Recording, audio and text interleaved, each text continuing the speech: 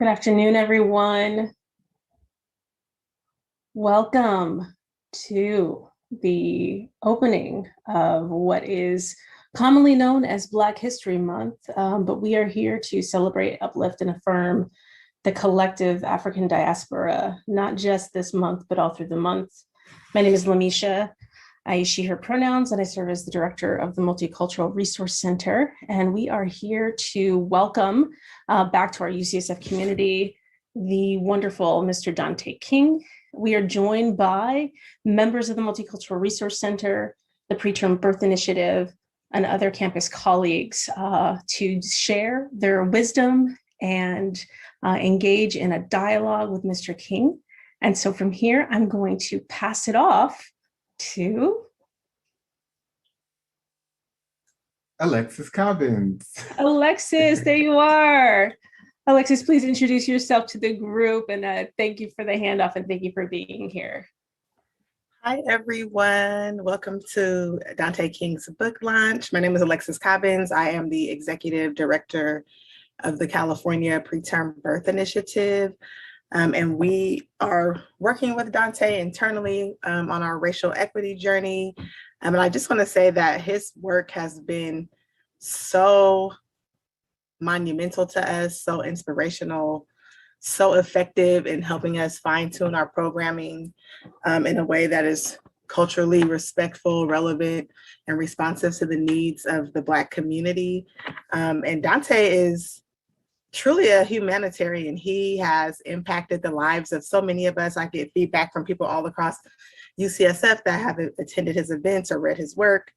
And he is helping to validate the ways in which we have all as Black people felt in this country. And his work is so important. And I know that not only is he working with us here at UCSF, he's been doing work with Johns Hopkins and with the Mayo Clinic. And so I'm just really inspired by Dante and proud of Dante. And we'll pass it off to Dante to get us started. Wow, thank you, Alexis, for that intro. I want to say thank you to Dr. Hill and to Melissa Bautista here at the UCSF Multicultural Center Office of Diversity and Outreach, as well as Benjamin Wallen, who's taking care of the sound today. I also want to start this off by saying that by dedicating this program and my work to my mom, who is Deborah King Cooper, who's on here watching, I believe, somewhere today. My dad, Harold James King, my brother, Dewan King. I also want to recognize the presence of my grandparents who are no longer with me and with us, but that I know are here in spirit. And I want to recognize and dedicate this program to my dear sister, Lenitra Williams, who passed away around this time last year. And my friend, Kathy Broussard, who's suffering some loss right now. I also want to give a shout out and really thank the people who are part of my tribe who encourage me and who have been such pillars of strength for me in this work. Many of you, some of you of which who are here today. So we have executive director of the Preterm Birth Initiative, Alexis Cobbins, who just kicked things off. We've also got the deputy director of the California Preterm Birth Initiative, Solaire Spellin. There's Jessica Brown here, Alicia St. Andrews, Chiamaka Ogwegbu, Segiel Johannes, and Jayantra Henderson, who are just very special individuals to me. I thank you for agreeing to take this time today to do this, to kick off this event, which is very special to me. And I also want to uplift and give a special thank you again to Executive Director Alexis Cobbins and Dr. Larry Rand, who serves as the Principal Investigator of the California Preterm Birth Initiative, and the entire team over at the California Preterm Birth Initiative. You all have done so much to amplify the work that I'm doing, and it's expanded across the UCSF organization. So I'm just very grateful for all of the opportunities that have surfaced and prevailed over the last few years, where this work has been able to be embraced or presented, if you will, and embraced. And so this event today was so important because I wanted to have the opportunity to launch the book as widely as possible. And in doing so, have an initial conversation around my reasons for writing it and kind of the origins of that, what went into it. And I also wanted to spend some time with folks clarifying and or demystifying certain aspects of the work in a way where we process reflections together. And so again, some of the people who are nearest and dearest to me have agreed to do this, and we'll get started. So why don't we all come onto the screen and show ourselves, wonderful people. And I'll turn it over to Alexis. You can get us started with just kind of sharing some of your thoughts about the book itself, The 400-Year Holocaust. And again, the whole name is The 400-Year Holocaust, White America's Legal, Psychopathic, and Sociopathic Black Genocide, and the Revolt Against Critical Race Theory. So Alexis. Yes, thank you. I think this is such a critical and important piece of work. It helps us to look at the history of this country with a different lens and a different frame, and a more appropriate frame. And that helps us really understand how deeply rooted in the fabric of this country anti-Blackness is. And it helps us also understand the reason why we see particular disparities in the Black community today. So I have two questions that I want to ask or have you speak to.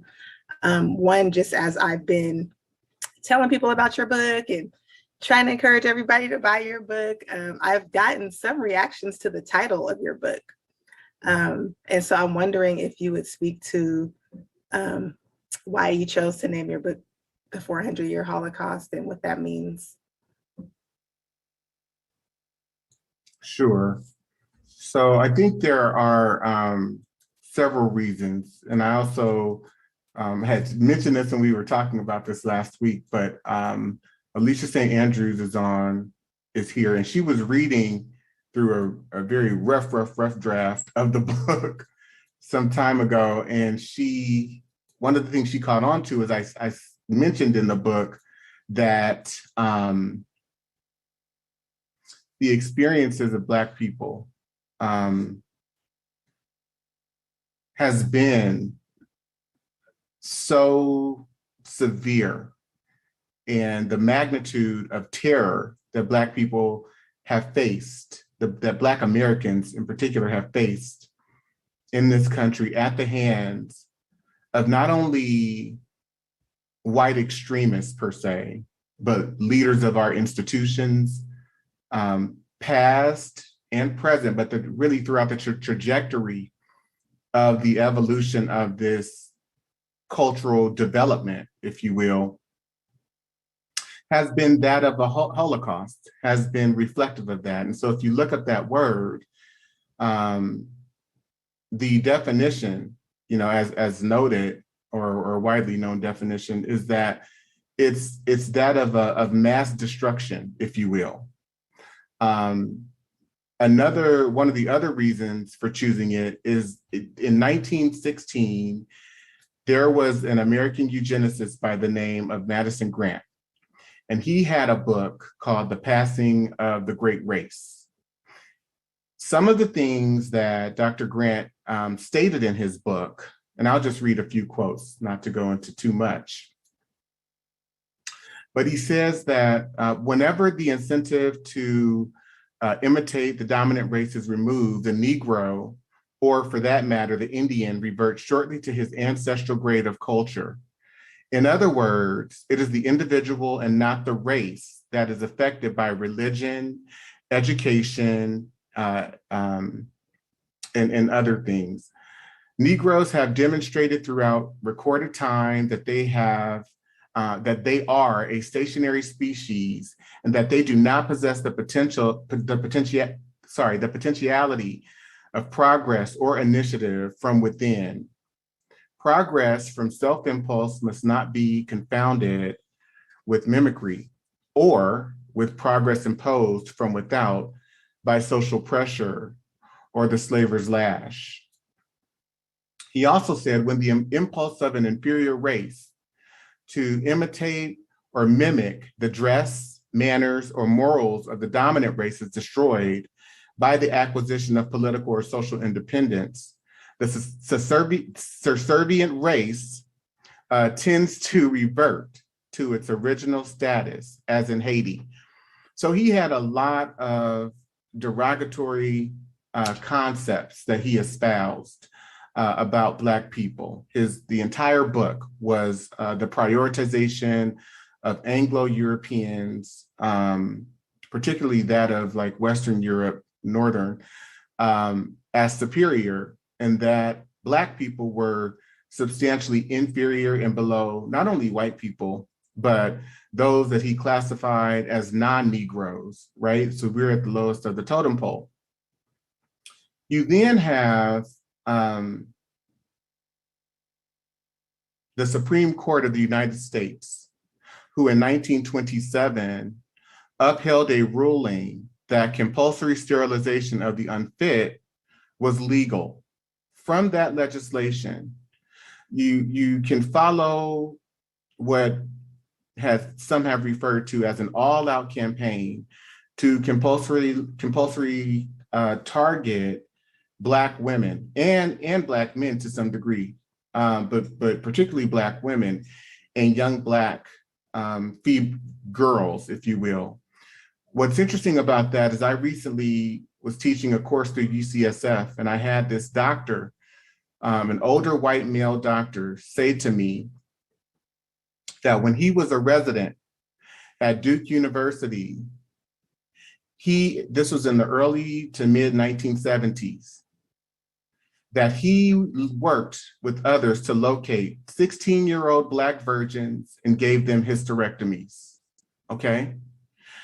What is very interesting to know, and the correlation that I wanna make or connection, is that Adolf Hitler looked to Madison Grant. He looked to his work. He was a huge fan of his work. And he espoused that book, The Passing of the Great Race, should be held as a Bible, okay? And so in making the connection to the Holocaust, there are many connections to be made. And if you go back to the colonial period, you look at laws such as the law of 1669, a law in 1669 that was titled the Casual Killing Act, which basically said that it conditioned white people to be able to murder Black people and not only not be accountable legally, but to not really have any moral accountability whatsoever. And the law read that these white Anglo-Europeans would be acquitted if within the chastisement of Black people, if the Black person happened to die, they would be free and acquit. You've got subsequent laws. There's one in 1672 that provides the same thing. And it also puts a bounty on both Black people, Negroes, and Indians. And the bounty for murdering an Indian is 3,000 pounds of tobacco in cask, whereas the bounty for murdering a Black person, for murdering a Negro, is 4,500 pounds of tobacco in cask. You've got subsequent laws in 1680 that are permitting the murder and the dehumanization and subjugation of Black people.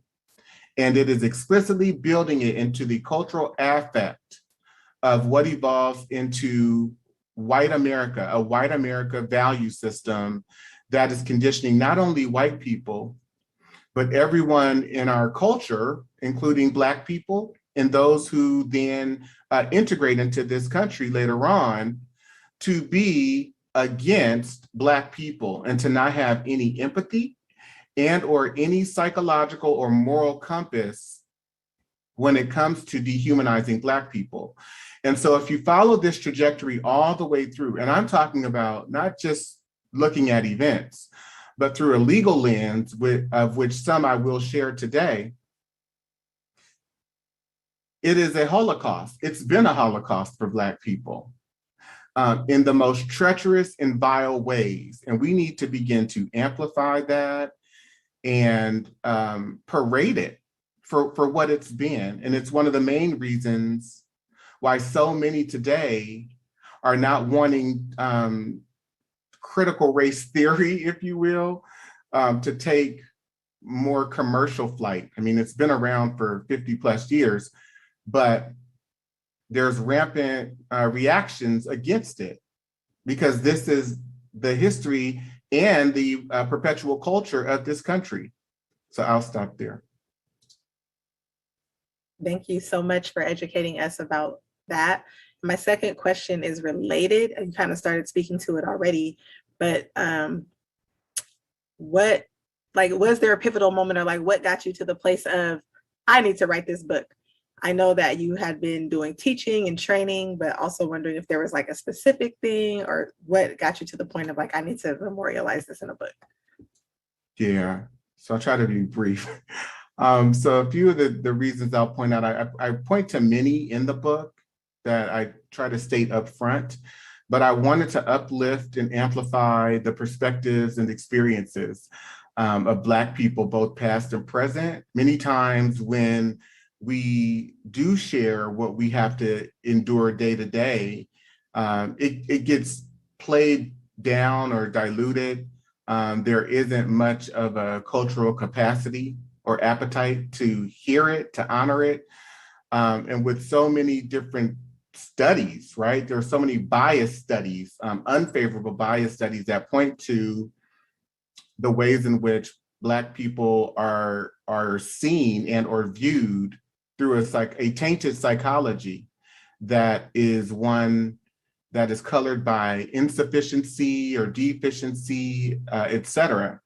I also wanted to reignite the discussion in ways that recognizes and acknowledges, again, just the daily experiences of Black Americans while providing validation and credence to those experiences. I felt it necessary to share the work widely rather than limiting the reach of my work to the courses that I teach, which many of you are familiar with.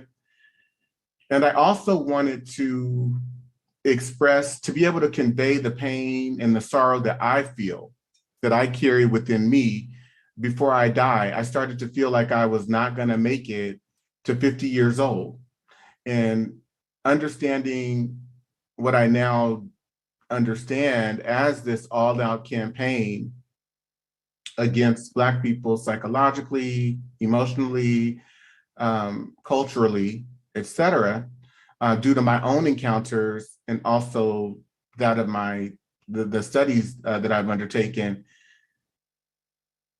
I needed to be able to leave something behind and to contribute to a conversation that so many other Black scholars, literaries, and everyday people have contributed to for centuries, decades and centuries. So those are some of the reasons. And we so appreciate you for bringing this into the scholarship. I don't know if there's a particular order or I can just pass it to someone. I'll pass it to Solaire Spelling. I felt like you were going to pass it to me, Alexis. Thank you. So I have a question for you, Dante. And I'll just start by sharing that when I attended one of your first trainings for me, it was like 4 or 5 years ago, that was the first time that I had ever learned or heard about the psychopathic and sociopathic elements of anti-Black racism. And it's so critical to really understanding how it operates. It's important to understand with that framing. But also, I feel like it is something that's unique and it's often left out or absent from our traditional racial equity trainings that you would get. And so I'm wondering if you could talk about why this is so important. It's so important that it's in the title of your book. So if you could just share a little bit more about that. Yeah, this might be somewhat of a long answer, and I think I'll share some of the slides now. I see you smiling, Chiamaka. I'm going to get you. So I think to Solaire's point, and I'm going to pull few of the slides that I share in my deck. So the first one looking at, and this is just at the period to where the United States begins to form, but the Naturalization Act of that was formed between 1789 and 1791, which basically stated that America was being founded as a white country, along with the Constitution. But this particular piece of legislation is extremely explicit because it says that in order to become a citizen, that any alien being a free white person, so you have to be white, and you have to have resided within the limits and under the jurisdiction of the United States for the term of 2 years. But this grants all rights, all privileges. So the United States is founded on white supremacy. It's also founded upon the cultural affect of anti-Blackness that has already been built through the colonial period. And I spoke of some examples a moment ago.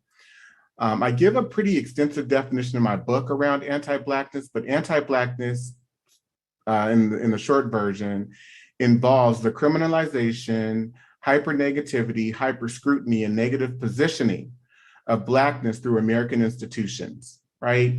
And so if we look at, for example, the Fugitive Slave Act of 1850, what this law did, one of the things, or a few of the things that this law did, was it required white people to catch any slave or person that was alleged to be a runaway slave. And it did not exempt free Black people at all. So if white people suspected, which is very key, if they suspected that a Black person was a runaway slave, they could remand them and turn them in. And I believe they were paid $1,000 if they did so, right? So you've got the systems of white capitalism and economics working with the government to facilitate all-out terror on Black people. It also amplified and administered in a way, or gave credence to, white suspicion that a white person who is a citizen, any person could suspect that a Black person is a runaway slave or shouldn't be anywhere at any given time. It reinforced rather, not legitimized, because there's white suspicion and white comfort and white perspectives and existence was already legitimized and situated in the cultural context, but it further amplified white suspicion, embedding it into the legal context. I apologize for not giving a trigger warning before showing this. And this is pretty explicit, so I truly apologize if this shocks anyone. But I want to pull from this paper called Rape as a Badge of Slavery. It says, raping a Black woman was not a crime for the majority of this nation's history. First, the rape of a Black woman was simply not criminalized. And even when there was an argument that a statute was race neutral as to victimization, prosecutorial inaction and court holdings made clear the lack of recourse for Black women who were raped. In fact, a white defendant could argue that his indictment ought to be dismissed for failing to state the victim was white. You've got both by statute, and these are examples of statutes from Kentucky, Virginia, Missouri, Alabama, Mississippi, Tennessee, where Black women are exempted from rape law. There's no protection for Black women. And we know both by historical record and by the sheer numbers of the way that things prevailed and the number of mixed children, if you will, mulatto, quadroon, octoroon, as they were noted, the prevalence of those children, of that population occurring throughout the 17th, 18th, and 19th century, and also bolstered or sanctioned by laws like the law of 1662, where they basically passed laws that said that if a white man was caught, or white male or woman was caught having intercourse or having engaged in intercourse with a Black woman or man, that they would be fined, but there was no protection for actual rape, if you will. So Black women are exempted from all of these statutes. They're exempted. These statutes only apply to the protection of white women. So you've got white femininity that's protected through these laws, and just the existence of white girls and women. White men are exempted from most of these statutes, meaning that there are no laws that criminalize white men for the act of rape. These laws all situate Black men in the Black profile as that of those who are noted as rapists, right? Even through court decisions. This is Missouri 1855. We know, based on the information that is just widely known or available, if you will, that this young girl, Celia, who was being raped by her master at the time, Robert Newsom, of whom she had 2 children by previously and was pregnant with the 3rd one, that he had continued to rape her, and that she had sought out help to try to be protected, to try to get help to stop the abuse. The judge in this case, Judge William A. Hall, stated, he gave instruction to the jury, and he defined the rape as intercourse. He said if Newsom was in the habit of having intercourse with the defendant who was his slave and went to her cabin on the night he was killed to have intercourse with her or for any other purpose, and while he was standing in the floor talking to her, she struck him with a stick, which was a dangerous weapon, and knocked him down, and struck him again after he fell and killed him by either blow. It is murder in the 1st degree. He criminalized her, he sentenced her to 1st degree murder, or gave instruction for them to convict her of 1st degree murder, which was later appealed, but then the higher court upheld it, the Supreme Court. There's no accountability, because you've got the people who are part of the cultural terror enacting laws, either through statute or decisions, that sanction that Black people are not human in every way. And so in this particular example, it's not rape, it's intercourse, right? You've got the Supreme Court in Mississippi that rules in the case of a Black girl who was raped by a Black male slave, that rape was only rape if it was committed upon the person of a white woman. You've got in 1918, this is beyond the period of enslavement, right? The Florida Supreme Court rendering that because Black women, they deem that Black women come from a race of people who are immoral in nature, that Black women can't be raped. What has been said by some of our courts about an unchaste female being a comparatively rare exception is no doubt true, where the population is composed largely of the Caucasian race. But we would blind ourselves to actual conditions if we adopted this rule, where another race is largely immoral. That is largely immoral constitutes an appreciable part of the population. So because Black women are Black and are immoral, they can't be raped, right? We see this again in the case of Recy Taylor, with the lawyer in this case who's representing the defendants who actually raped her. This is in Abbeville, Alabama. He's saying to her husband, it says here in the article, "Nigger, ain't $600 enough for raping your wife?" The governor of this state failed to bring charges against the rapist initially, but then Rosa Parks, who rallied vigorously on behalf of Recy Taylor, she was able to garner enough attention to the case where they convened a grand jury, but they still didn't convict them. And so you've got this attitude, if you will, that we even see with people like President Abraham Lincoln, who says in 1858, I will say then that I am not, nor ever have been, in favor of bringing about in any way the social and political equality of the white and Black races, that I am not, nor ever have been, in favor of making voters or jurors of Negroes, nor of qualifying them to hold office, nor to intermarry with white people. And I will say, in addition to this, that there is a physical difference between the white and Black races, which I believe will forever forbid the two races living together on terms of social and political equality. And inasmuch as they cannot so live, while they do remain together, there must be the position of superior and inferior.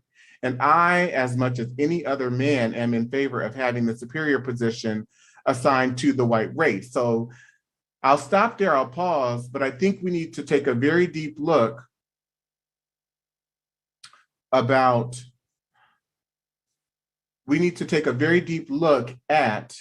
the ways in which this culture and its leaders, through a legal perspective, through a cultural perspective, through a functioning and functional perspective, has been designed to create a psychology that is indeed psychopathic and sociopathic towards Black people.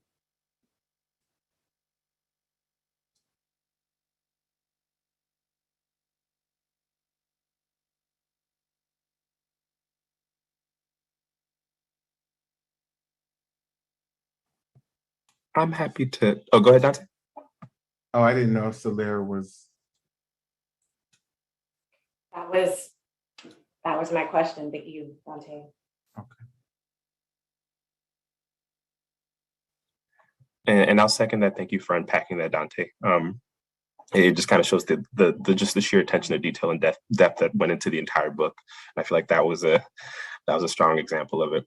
My question focuses more on kind of your process for writing the book and the approach that you took. And yeah, could you just walk us through that a little bit? I know it was just a lot of content to get through, a heavy emotional impact. And so could you just walk us through, how you approach that, both from a procedural standpoint, but just handling also the personal impact of compiling this work as well? Yeah, I think what was most difficult in this process was deciding just how much. I've got thousands of examples that I could have used or leveraged, and I do go through a pretty substantial number of examples when I teach the course, especially if I'm doing like a 12-week series, or even in kind of the 2-day series, we go through how this psychology and how these attitudes from a regulatory standpoint and all of America's institutions, and from a cultural standpoint, have been infused and were infused and perpetuated and reinforced throughout American institutions, particularly in the medical field. There are so many examples. There's no shortage of examples. And so it was important for me to make the point without overwhelming people too much. But that was also hard because it left me not knowing whether the point would be made adequately, or whether or not there was adequate detail in the book itself, which is why I kind of state over and over again up front and throughout the text, to please engage in other forms, particularly in the courses that I teach, which one is available here through UCSF, offered through their Office of Continuing Medical Education. And then there's another longer series that's available through my website, and or organizations partner with me and bring me in for trainings. People can access the material that way, but I would hope that people did access one of those as additional vehicles, because the purpose of, or the intention of the book was to be used as a prerequisite and or an ancillary tool to accompany the course. But as I get feedback from people like yourselves, I'm understanding more that many of the points that I intended to transmit in the ways in which I intended them to, that they are transmitting in that way. So is that helpful? Or did that answer your question? Okay.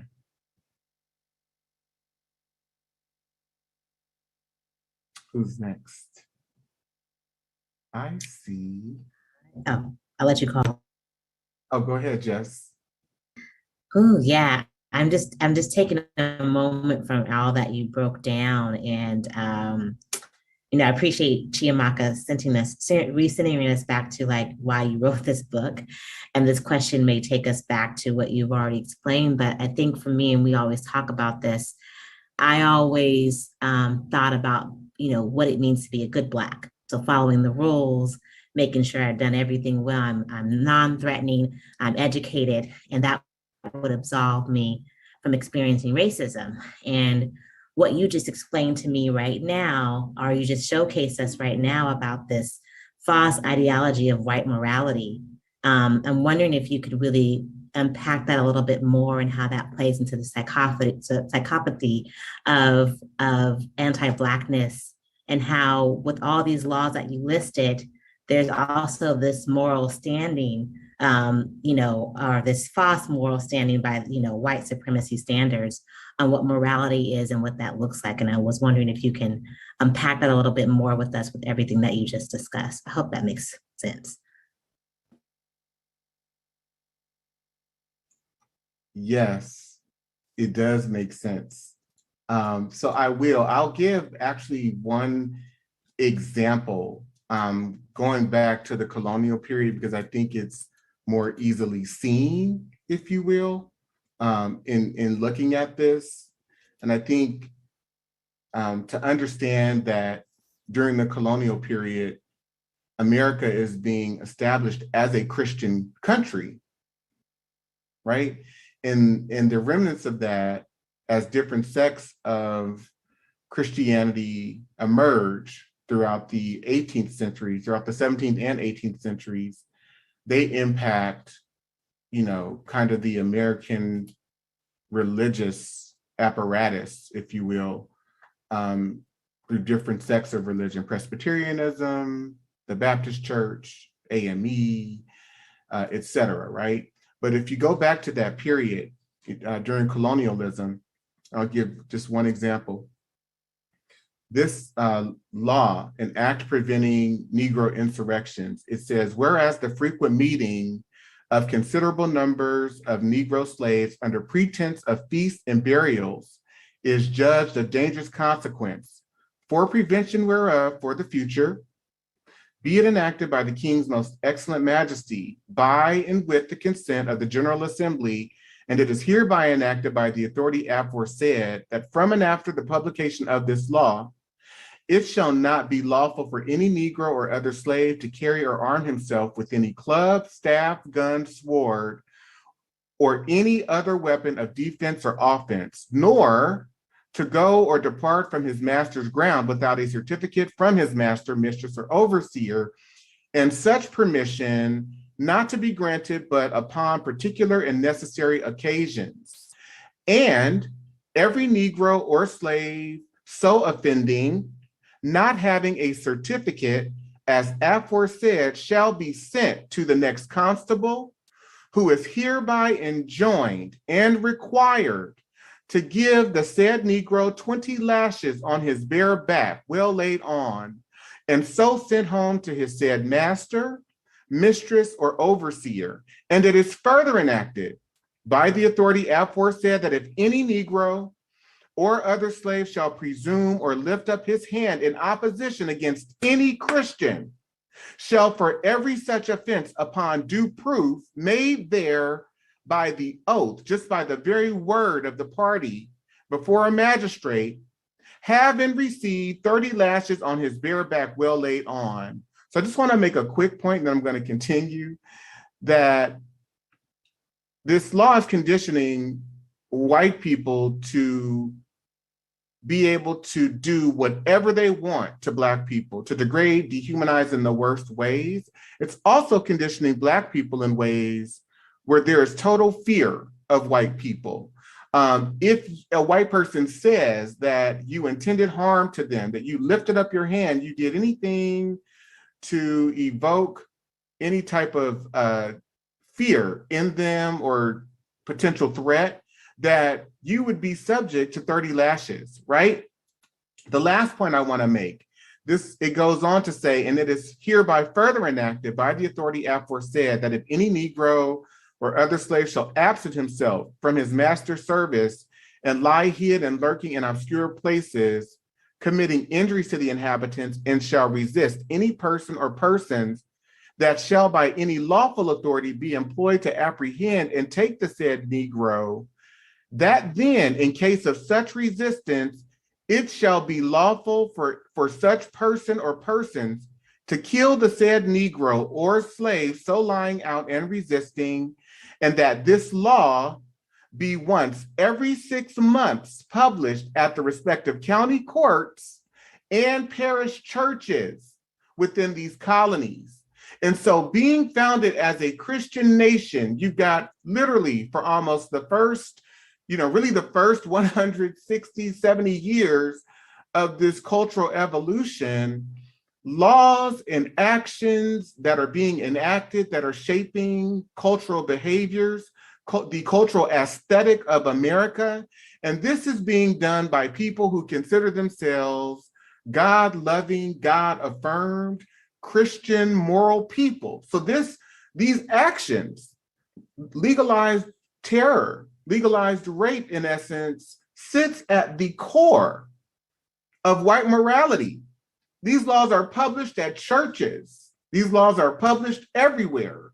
And so right after prayer, we're going to introduce a new piece of legislation or statute that says you can murder Black people. You can actually chastise them if they happen to die.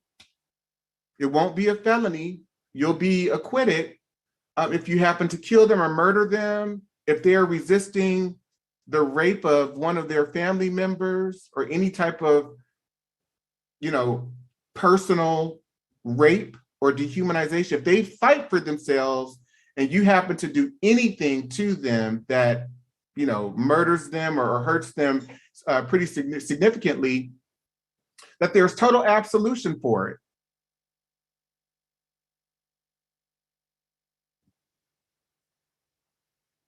Dr. Hill? Thank you, Dante. And to our campus community and our audience, I just want to acknowledge that sort of the importance of acknowledging and putting forward a trigger warning. I know there's a lot of imagery in the slides that may activate folks, and also the language that is used and it is re-shared. And I just want to say that in terms of our principles of community, we do want to be mindful about repeating language, even in a historical context, as it still is impactful and may bump against our values for inclusion. So just a gentle warning and not a full-on distraction, but I do want to say that to our community.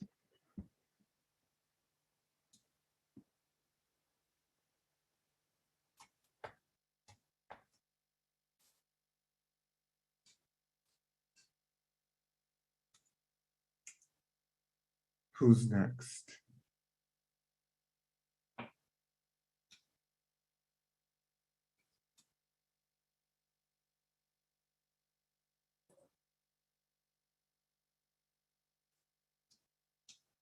I can provide a reflection. I think defining whiteness as anything less than psychopathic is insane and delusional. And reflecting on me and my white ancestors who traded our humanity for laws and institutional power. And that's what's crazy.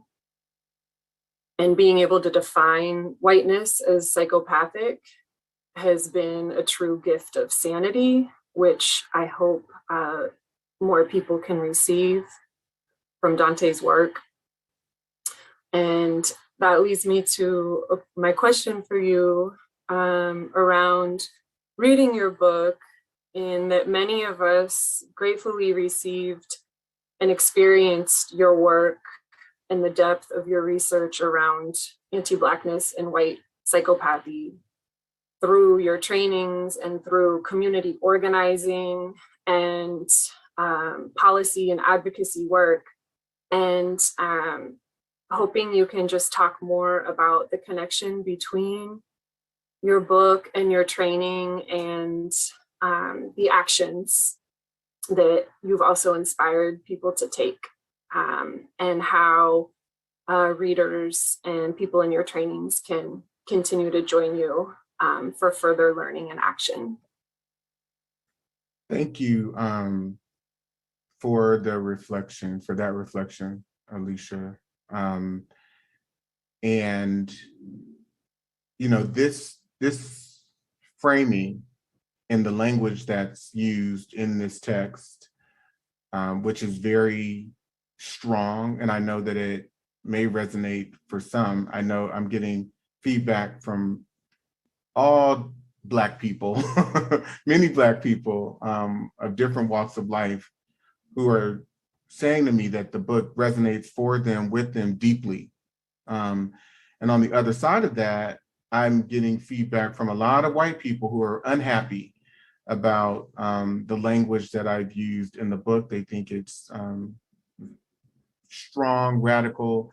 There's offense taken to the word Holocaust. I mean, someone even wrote a question in the chat that I want to get to as well, about the imagery on the book cover, right? And how that is reflective of imagery that they are familiar with that's linked to the Jewish Holocaust. And I think that there's room to raise up how these experiences have been very similar in nature, but also how they've been structured and contrived in different ways. And while there are shared experiences in terms of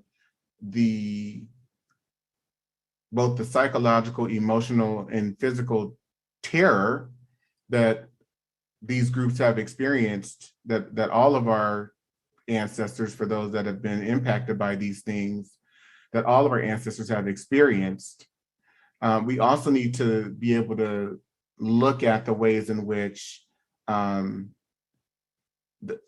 a very nuanced fashion, the ways in which these experiences took flight, and they differed as well. And so when I saw the picture, for example, in terms of the imagery that I saw on the cover, I want to get back to your question too, Alicia. It was reflective of internment camps that both Black people were subjected to. We don't necessarily call them internment camps per se, we call them plantations, but they were internment camps. We don't call it in criminality or imprisonment, we call it slavery or enslavement, but those were prison camps that Black people were on. And the fact that there can sometimes be a lack of deference to that, or a lack of an ability to hold it or recognize and or see it as such, or even in a similar context, speaks to the way in which anti-Blackness functions, right? That we can't really hold the Black experience. We've got to say, well, this group experienced this, and this group experienced this too, and this group experienced that. And I'm able to hold them all, and I don't feel the need to ever try and hold them together to minimize or delegitimize one experience over the other. I'm able to hold them all. And so I think we need to get to a point where we're able to question what is it that compels us to want to diminish and or minimize the magnitude of anti-Blackness and how it has functioned both past and present? I think the courses that I provide, especially in the longer ones, provide the space to be able to do that. Because I think when you spend many hours with this material, and especially considering it through a legal frame, you can begin to, it becomes clearer. You can, one can begin to analyze it and synthesize it and reframe it in a multitude of ways that just aren't possible if you only read the cover or the excerpt from the book that's posted on Amazon and then you form an opinion about it. One of the things I say up front in the book, in a letter that's pinned to Black people, is that I do believe many Jewish people will be able to relate to this text based on what's stated within it. But again, you won't get that if you don't get the book, if you don't read it. So hopefully that was insightful. Thank you, Alicia. Segiel, and then JJ. Dante, thank you so much. I think that was just such a brilliant segue into the question I have for you, which came about as I was sitting and reading the book and imagining what the experience might be of non-Black people, and particularly white people in reading this book and the reactions they might have, and almost reflexes that are in the hopes of essentially being motivated to read the book in order to alleviate a sense of guilt, engage in performative allyship, and then essentially, after reading the book, be able to engage in an inappropriate self-congratulation after having read your book. So I really wonder, what is your advice about how people should prepare their mindset to be before even picking up the book and also while reading the book? That's a great question. Thank you, Segiel. I think that people have to be in a space of assuming the position of a Black person. Read it from that place of first person. What if this was your experience? For those who are not Black, and it is not your experience, and try to see it as such. Many times I have to do that, especially as an HR professional. Whenever, for example, I remember discussing some years ago a situation that had occurred on the job where this woman had made certain gestures and taken actions toward a male employee. And I was kind of discussing it hypothetically with my mom, and she was like, well, that's not sexual harassment. They might have been playing around. And the woman had actually taken her hands and gone up the man's lap. And I said to my mother, well, what if it was the other way around and he had taken his hands and gone up her legs, into her skirt? And my mom was like, well, that's sexual harassment, right? She could see it that way, and she wasn't necessarily able to see it the other way. And I invite everyone to always do that. When you don't get something, just reframe it in a context that you're more familiar with. And in this case, try to step outside of yourself and think about, how you would feel, what impact what this have on you, and what impact do you think this would have on you if these things had happened to your community, to your group, to your parents, to your grandparents, if they were subject to it. What type of emotional connection would you have to it? And I would also invite you to consider, if that emotional connection is not present, why is that? Where is that empathy deficit? Why is there an empathy deficit? Where does that come from? Why does that exist? And I do believe that and I have a friend who also, well, I won't mention it, but one of the things we talk about is the empathy deficit as it pertains to Black people in this country.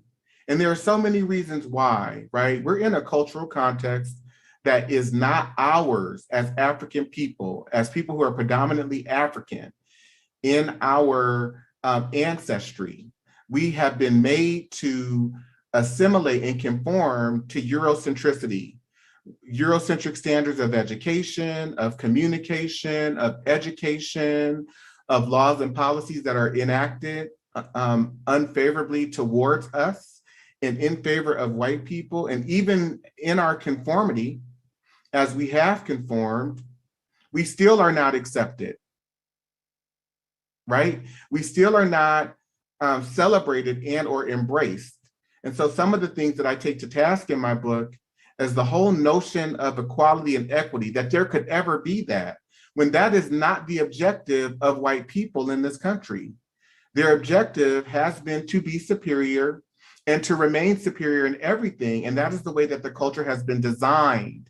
And it also has been designed in ways that plays tricks on African Americans. And this is true for other groups and races too, but I'm dealing with the way in which, in my observation, in my studies, I have analyzed and or have come to understand how this occurs. But it plays tricks on us so much so that we can be in 2022 and be proud of the first Black this, or the first Black that, or the first Black, when that whole setup or arrangement is a mechanism of oppression. It's a narrative that perpetuates the oppression and keeps the oppression going. And if we're guided to celebrate incremental progress, then we will also be striving for, seeking, and celebrating incremental progress. And I believe that in doing these things, it just perpetuates a situation of lack and of dehumanization for Black people. Because we always are comparing Black progress and the progress that Black people have made to the conditions of enslavement, of that of our ancestors who were dehumanized. There aren't many conversations that take the situation of Black people and compare the progress of Black people to that of white people, because if we did that, we would come up with a different sum total.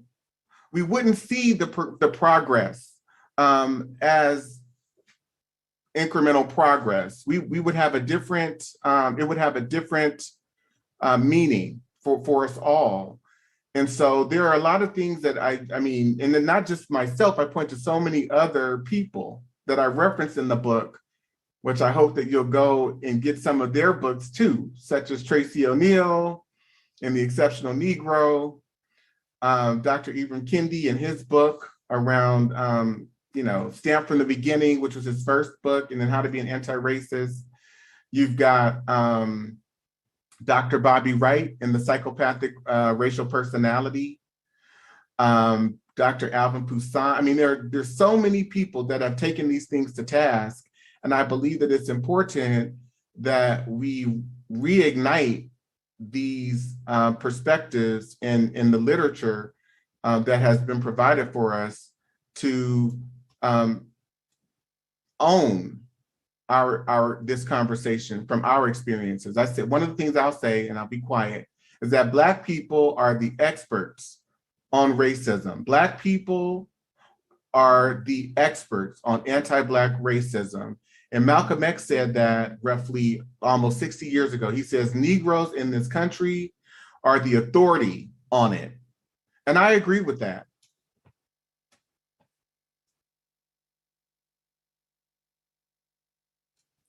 That ties very closely to my reflection just of my work with you over the past couple of years, Dante, and reading the book. I think so often when you study like diversity, equity, inclusion, it's it can be taught from a standpoint of like, well, we just ended up here. Like there was enslavement and then these things happened and now we're here. And I would always just remember feeling like, but why though? Like it can't just keep happening if there's all these white people, all these other people of color who like want things to be better for Black people. So like, why aren't they? And you really just highlight the intentionality and the construction and like how closely tied all of our institutions are into upholding anti-Blackness and white supremacy. And like working with your material, it's such a wide range of emotions. I feel like it's like hopelessness, despair, depression, anger, frustration, rage. And then at the same time, it's also like, I feel senses of like clarity and understanding and even like healing because I'm like, okay, it's not me. It's not me. Like, I know something's off here. It's not my family. It's not other people that I love. Like something in the system is, it was built this way. And so I think especially for Black people, like just being met with all the triggering things, the trauma, like the real history, like what do you really want Black people to be able to take away from the book? I want us, and thank you so much, JJ, for framing that question the way that you did. I want Black people to take away exactly what you said, that everything about what we experience in this culture that we find as lunacy or as crazy or as abusive, that it's valid, that there's credence to this experience, that it is not just microaggression, right? And I think using language like that, microaggressions or racism, which really is an ambiguous term, does not speak to the severity of the experiences and the violence that we endure, that we have had to endure, both past and present. And I'm going to give you another example of this, right? So you've got in the United States v. Cruikshank in 1876, the Supreme Court ruled that the 14th Amendment was not designed to protect individuals against the actions of other individuals, but only from those of the state itself, right? So actions that are taken by the state. This ruling came about because in 1873, you had the Colfax Massacre, where Black people who were trying to exercise their right to vote, they were attacked by white people who did not want them to participate in the elections, right? And so there were 100 to 150 Black people who were massacred. And the case made its way all up to the Supreme Court, and they ruled that the rights of Black people were not protected in essence.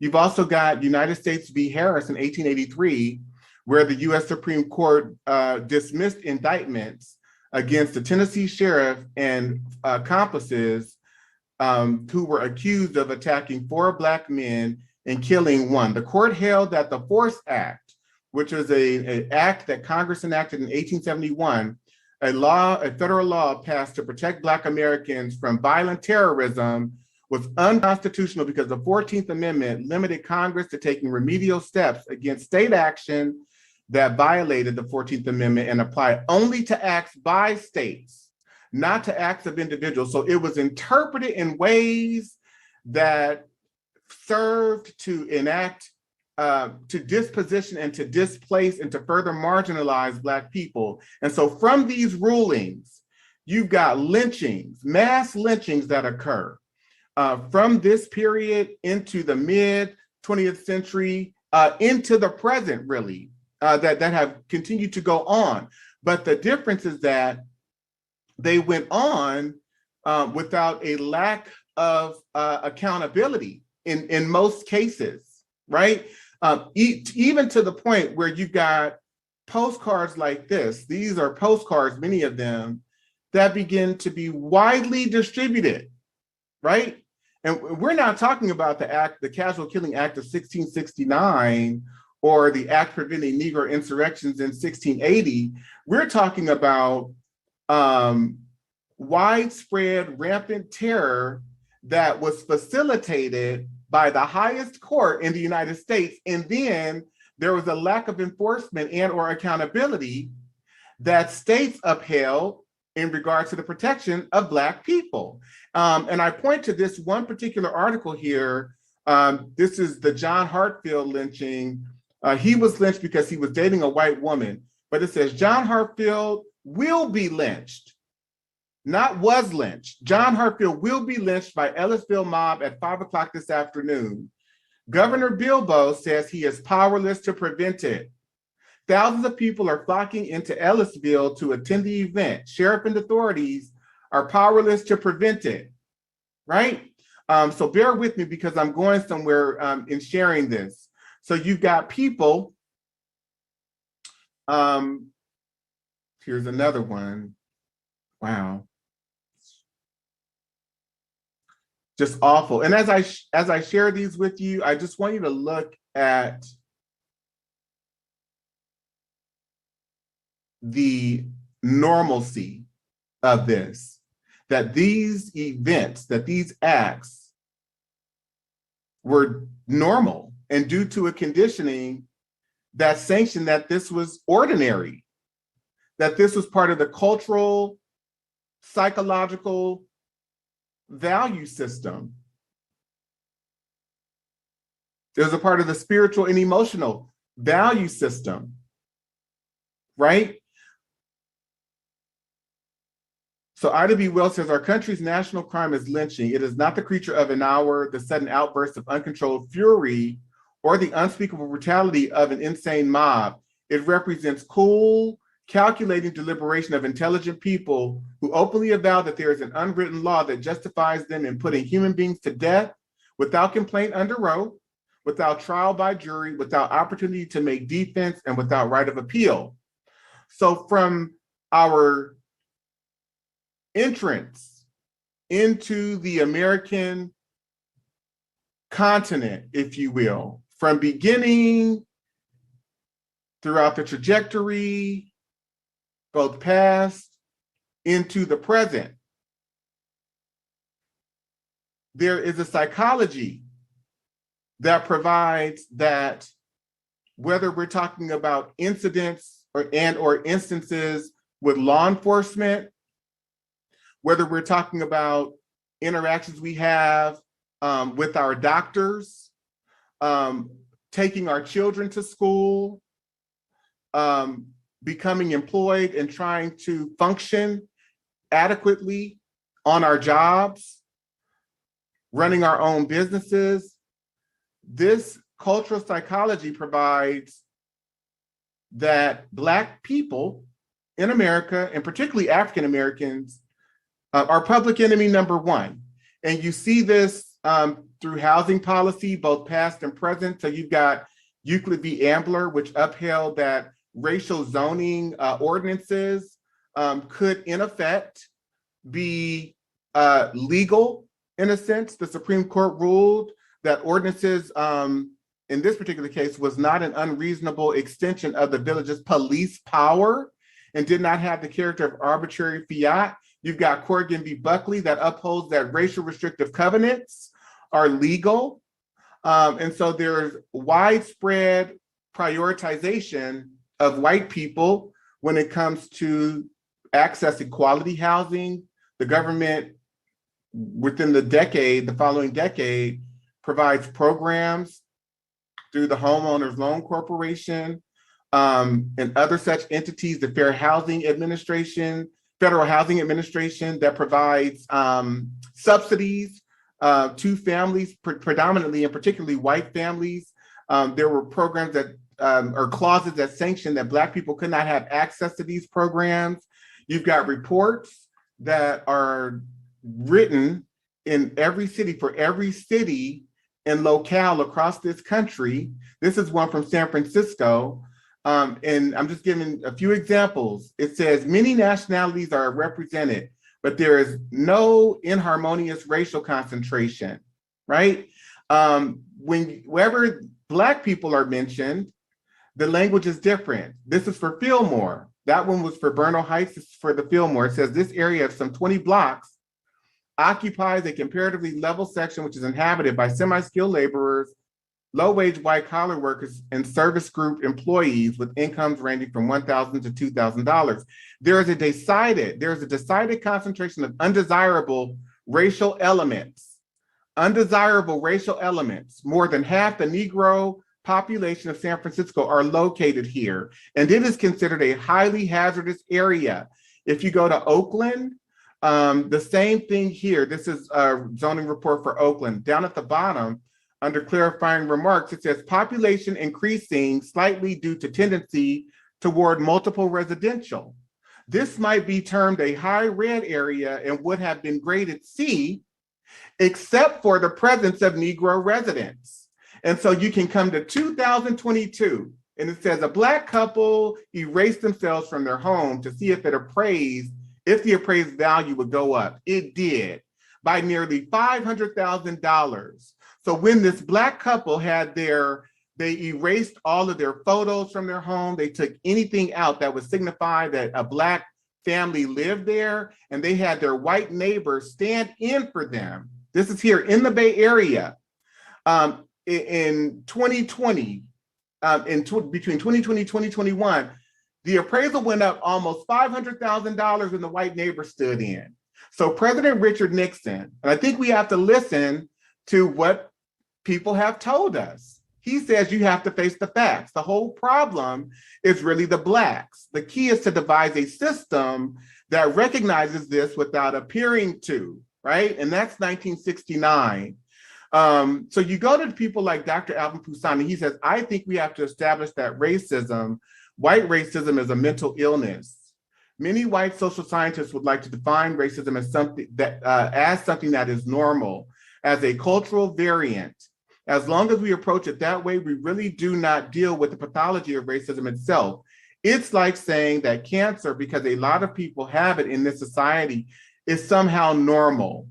Dr. Bobby Wright, in his work, The Psychopathic Racial Personality, he says, in their relationship with the Black race, Europeans are psychopaths, and their behavior represents an underlying biologically transmitted proclivity with roots deep in their evolutionary history.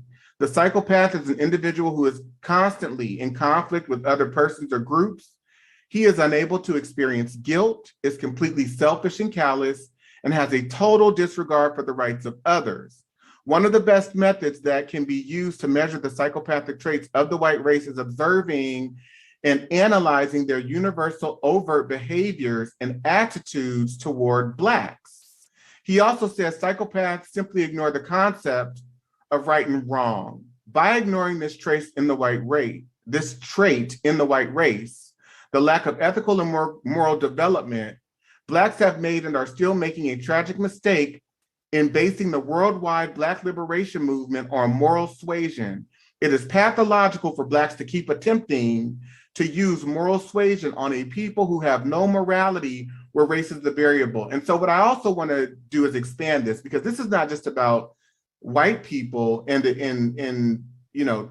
but this is more so about a culture that was built by white people, that white people have controlled, that white people have facilitated in a psychology that has been widely disseminated and adopted by everyone in American culture, even Black people. It's been adopted by, anti-Blackness has been adopted, and principles of white supremacy have been adopted by the Asian community, by the Latinx community, definitely by the Black community, by us all. And so there are ways in which we deal with Black people in this culture that, as a default, come from a negative place, and that we need to understand that these things have been built into the culture over time. So you go to Dr. Randy Borum, and I also quote from his work as well. He says the transition into becoming a terrorist is rarely sudden and abrupt. What we know of actual terrorists suggests that there is rarely a conscious decision made to become a terrorist. Most involvement in terrorism results from gradual exposure and socialization towards extreme behavior. And that's what all of these laws have done in terms of facilitating and enacting a culture that is hostile to Black people, even so that we could have this Black fifth grader, this Black male who went into a Safeway last year to buy his lunch once San Francisco returned our children back to school in person. He went in, his mom was out in the parking lot, she gave him money to go in, and the store security, employees of the store accused him of stealing. They stopped him in the store, would not let him go. You've got 4 12-year-old girls who, at the beginning of 2019, were strip searched because the school suspected that they were high because they were laughing and being giddy. And so they strip searched these 4 12-year-old girls. You've got Dr. Susan Moore, who was being treated for COVID-19 in the hospital. She was trying to let the physician know what she needed in terms of care because she was his colleague, and he accused her of being a drug addict. So I want Black people to know, going back to your question, JJ, and I want all people to know that this is more than implicit bias.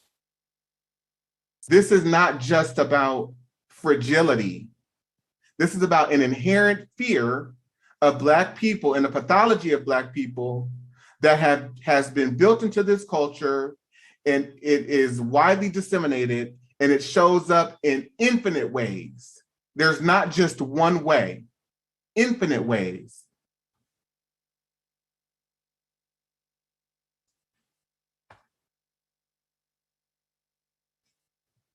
Well, I think there are a couple of questions in the chat. Kiana Benson asked, what is your take on why anti-Blackness should be centered within the context of multiple anti-oppression movements? And she also added, I asked this because I struggle to explain it to others. Well, I think we have to start from the baseline that we are all socialized through Eurocentricity.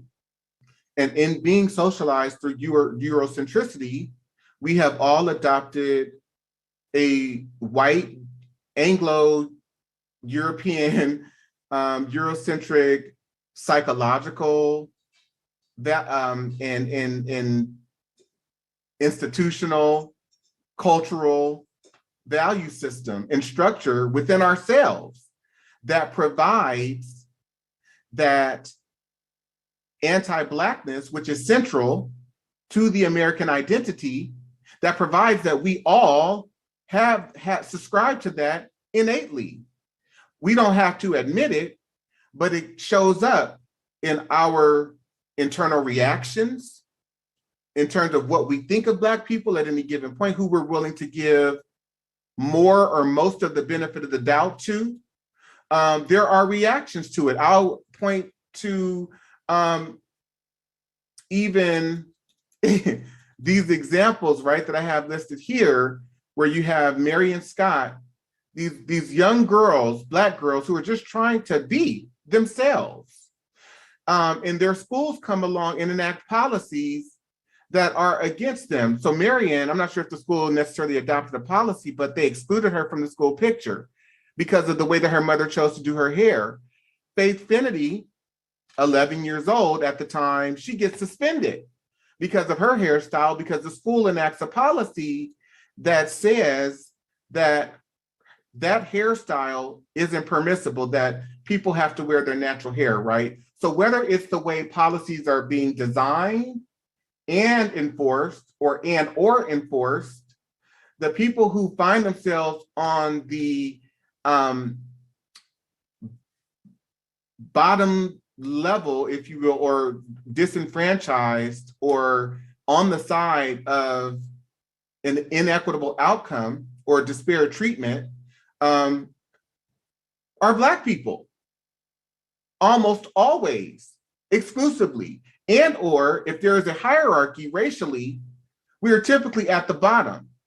And that can be observed and seen in the showcase of institutional outcomes that we see, as well as empirical evidence that is presented to us through media every day.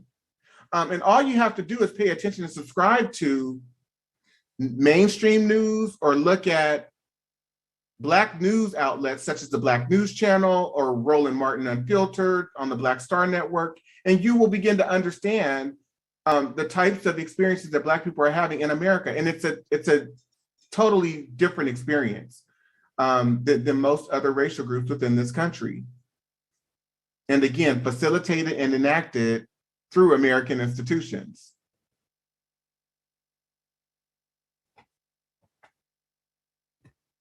There's another question from Bardia Faramand. What are your thoughts about how the new generation needs to be educated, both Blacks and whites? And are you hopeful what the next generation will bring to the table? I have to say, that's my dentist. Hey, Dr. Faramand. So he takes care of my teeth. I love him and his family. He is one of my good friends. So if you don't have a dentist, go to him. No, but I think that there are many different avenues available to people in terms of resources. We have so many social media channels. I know I use a different a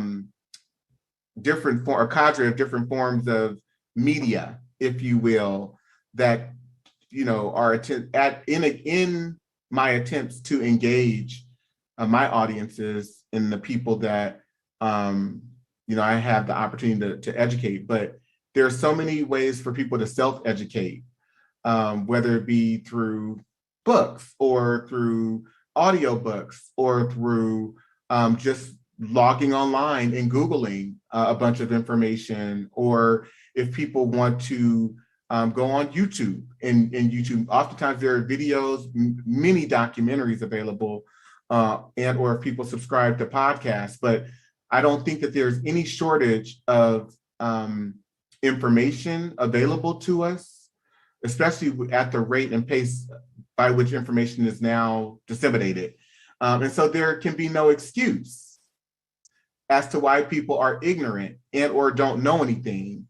And one of the things that I point to in terms of what I see as symptoms of a psychosis is that if there's a lack of urgency or concern, or people are not concerned with wanting to know or understand the ways in which America was founded on white supremacy and anti-Blackness, or if there's any contempt for assertions that anti-Blackness was the key foundational principle to racism in America, or if there's a disbelief that all of white power, all of white privilege, all of white advantage and advancement and opportunity, both past and present, is the result of a prioritization of white people within and throughout all American institutions, right? If people want to play that down, if people want to play down the fact that anti-Blackness has been structural and facilitated through all American institutions and our culture, right? I see that as not just someone having a negative biased attitude or racist attitude. That's a psychosis, because it doesn't consider the reality of factual evidence that we have at our disposal.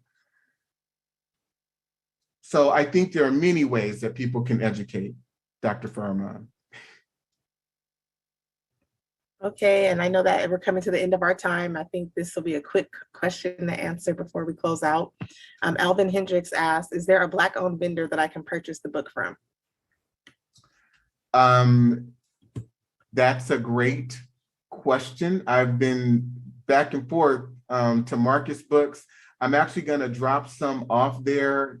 So to Blanche Richardson, if you are on, I'm going to bring some books by and just co-opt them, because I'm not sure if it's available through Ingram. But I would, if you all could go out to Marcus Books here in Oakland, California, to purchase the book, and or if you want to order the book from them, I strongly suggest and recommend that you do that, because we do want to support Black-owned businesses, and particularly Black-owned bookstores.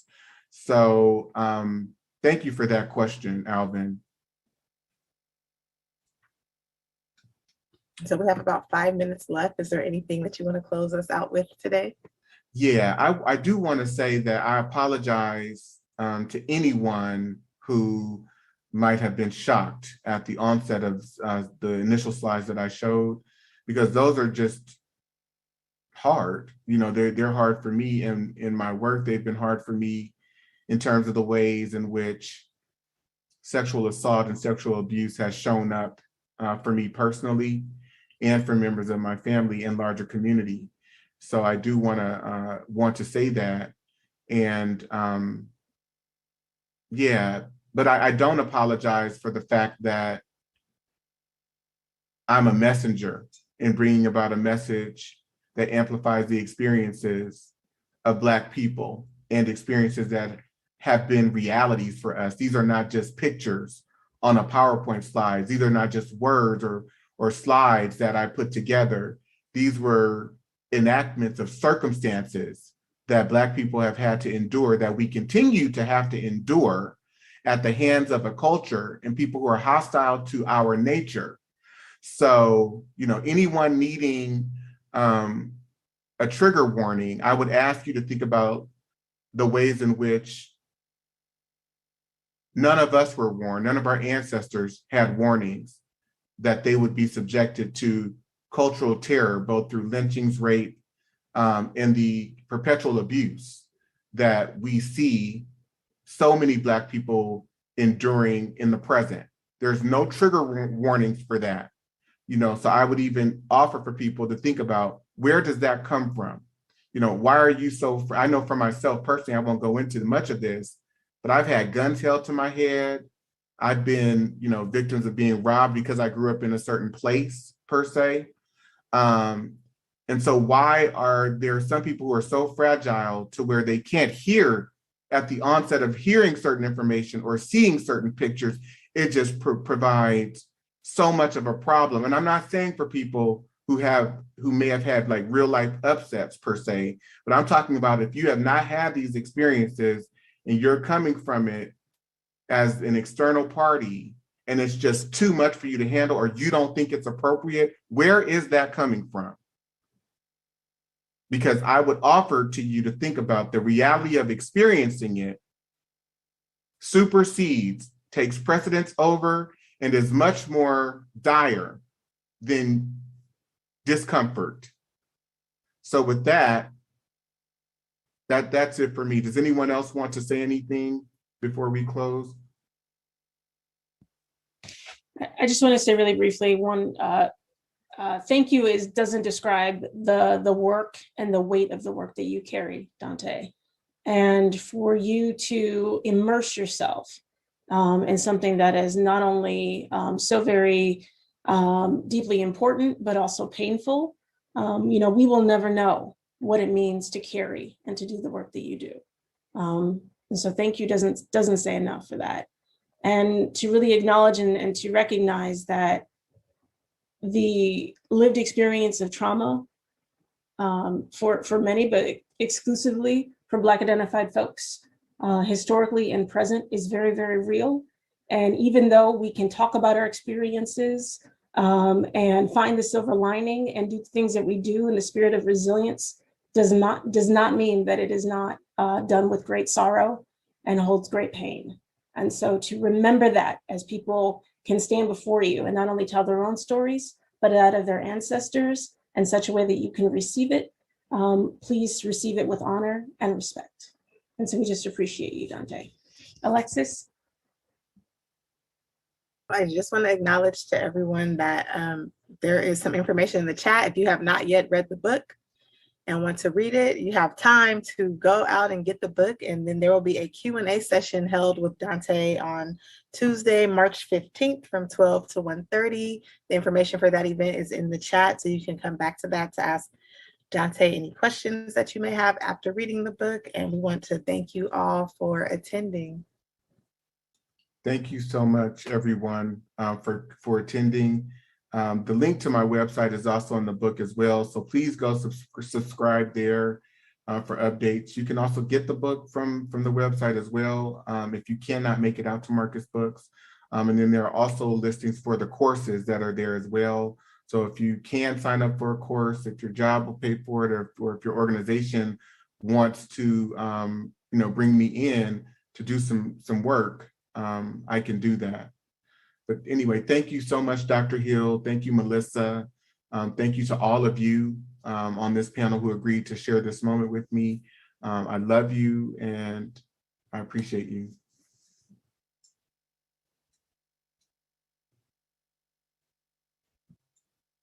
Bye-bye.